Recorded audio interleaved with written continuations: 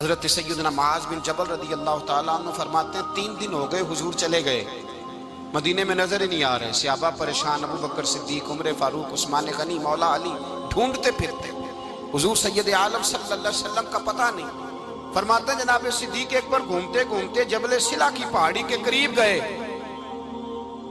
ایک چرواہا بکریاں چرا رہا تھا، اس سے پوچھا تم نے میرے محبوب کو تو نہیں دیکھا؟ تو کہنے لگا مجھے نہیں پتا تمہارے محبوب کون ہے۔ ایک آدمی آج 3 دنوں سے غار میں رو رہا ہے،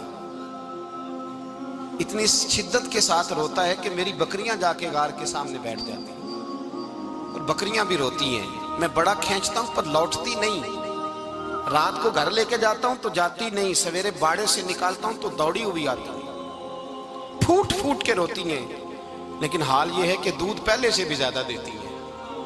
حضرت ابو بکر صدیق کہنے لگے یہی تو میرے رسول پاک علیہ السلام کے نبی ہونے کی علامت ہے۔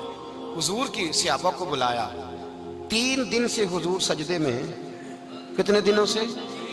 یہاں سجدہ لمبا ہو جائے تو امام کے پیچھے لوگ بھاگنے لگتے ہیں کہ صاحب آپ تو فارغ ہیں، مجھے تو ڈیوٹی پہ بھی جانا تھا۔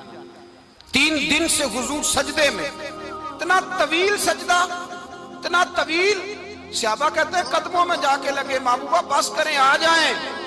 حضور نے فرمایا رب نے سورہ ہود نازل کر دی ہے، سخت حکم آ گئے ہیں، وہ کہتا ہے میں تیری امت سے حساب پوچھوں گا، میں اپنے رب کو منا رہا ہوں، بکر جاؤ مجھے منا لینے دو۔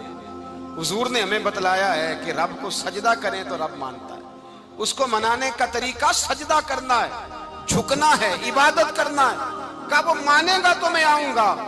تڑپ گئے صحابہ، اور ایک روایت ایسی بھی ہے کہ جب بات نہ بنی تو حضرت فاطمہ سے عرض کیا، حضرت فاطمہ شام کا سناٹا چھایا، اپنے آپ کو کپڑوں میں لپیٹا، دائیں بائیں شہزادوں کے لیا تو حضور کی بارگاہ میں گئی، کہنے لگی محبوبہ بس کریں گھر آ جائے، مدینہ سونا ہو گیا ہے، مسجد نبی کی دیواریں بھی روتی ہیں، یا رسول اللہ ستون مجھ سے آپ کا پوچھتے ہیں گھر آئیں۔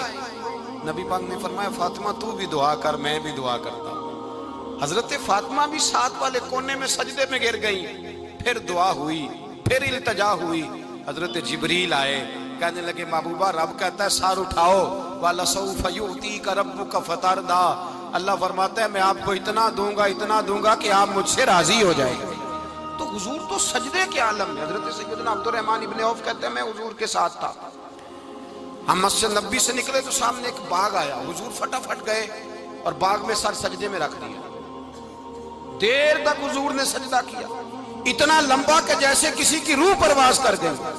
کہتے ہیں میں حضور فارغ ہوئے تو عرض کی حضور اتنے لمبے سجدے کی وجہ؟ تو فرمایا میرے پاس جبریل آئے تھے اور انہوں نے کہا یا رسول اللہ رب کہتا ہے آپ کا جو امتی ایک بار درود پڑھے گا اللہ اس پہ 10 رحمتیں نازل کرے گا، اللہ اس کے 10 گناہ معاف کرے گا، اللہ اس کے 10 درجے بلند کرے گا۔ تو میں نے کہا سجدہ کر کے شکر نہ ادا کر لوں؟ اس بات پر میں سجدہ کرنے لگ گیا۔ اس بات پر ایک دوست کے ہاں بیٹا ہوا، مجھے کہنے لگے مبارک ہو بھتیجا آیا ہے، میں نے کہا خیر مبارک۔ بڑے عرصے کے بعد اللہ نے نوازا، میں نے 5 کلو مٹھائی بھیجی آپ کی جانب، دوستوں کو کھلا دیجیے گا۔ میں نے کہا اور کتنی بانٹی ہے؟ کہنے لگے منوں کے حساب سے۔ باقی معاملات کیسے؟ کہنے لگے کیا بات ہے، غریبوں کو، مسکینوں کو، لاچاروں کو، سب کو